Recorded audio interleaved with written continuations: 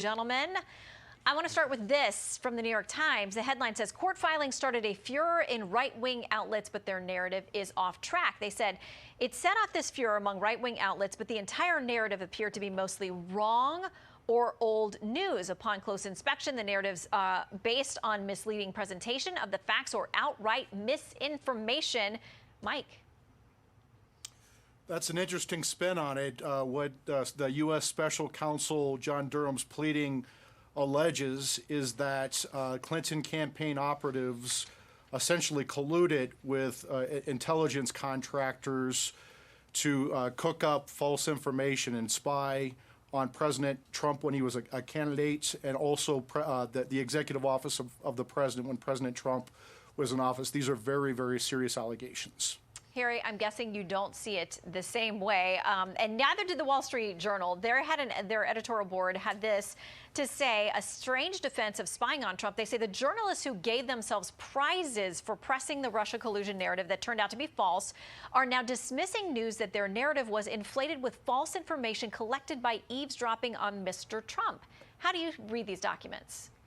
Yeah, and first, we really should read the documents and not the Wall Street Journal kind of hyperbolic assessment of them. What Durham never says this comes from the Clinton campaign. He says it comes from a guy who works at the same firm that represents the Clinton campaign, and the information is during Obama's presidency, not Trump's. There's a meeting that occurs just after Trump's presidency has started, but it was set up before and just then comes to it. That's what Charlie Savage is saying in the New York Times. So it's really that storyline is pure Wall Street Journal, with all respect to Mike. There's nothing about Clinton, and by the way, it's non-private information anyway. It's a whole separate person and client. Okay, all three of us have read these documents. I wouldn't say there's nothing about Clinton or potential connections, but Mike, I'll give you a chance to respond to Harry.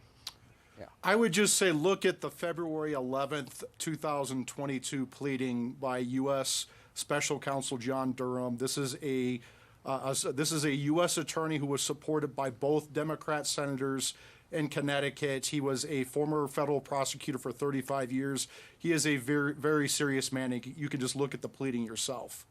Okay, I want to play something by Congressman Michael Waltz. He is a Republican. His take on the document.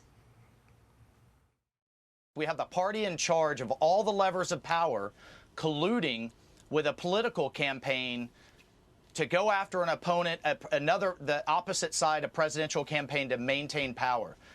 That is a banana republic. That's the definition of it. This is a massive, massive scandal that I don't think we've even seen the beginning of yet. Harry, how do the two sides see this so differently? You know, it's bizarre because if you read the Durham report, it's pretty clear, but a couple outlets have gone running with it. But to what the congressman just said, no, it's not the Clinton campaign, and nor does he say it. And no, it's not the Trump campaign either, because it's when Obama is president at the executive office party. Charlie, there are several articles that try to get to the bottom of it. I don't question the good faith of some of the articles on the other side, but it's not what the pleading says. Okay, I want to read something from Sussman's attorney and his reaction to this pleading as well. Not positive. He says, sadly, the special counsel seems to be succeeding in his effort to instigate unfair and prejudicial media coverage of Mr. Sussman's case. Indeed, since the motion was filed, numerous outlets published stories suggesting that the special counsel's latest filing revealed a vast conspiracy involving Mr. Sussman and the Clinton campaign. They also talk about potentially tainting a jury pool. Mike, what do you make of their statement? Again, U.S. Special Counsel John Durham has bipartisan support. The Democrat senators in Connecticut praised his appointment as U.S. attorney. He was a federal prosecutor for 35 years. To say that he is some partisan actor here is just baseless and nonsense. All right, so Harry, when do you think this plays out? What's a timeline? I mean, this has been a very methodical, it seems like, process to this point. These filings are not meant to be bombshells. They're part of the process. Both sides have now weighed in on this specific issue that these motions go to. When do we get some answers? Yeah, it's a good question, and they're not meant to be. And I served with Durham. I agree with Mike, but he's got, a specific job to try to do now. I'll just say this allegation came in a supposed it's something about conflict of interest, and it does read as gratuitous. This is all he's got.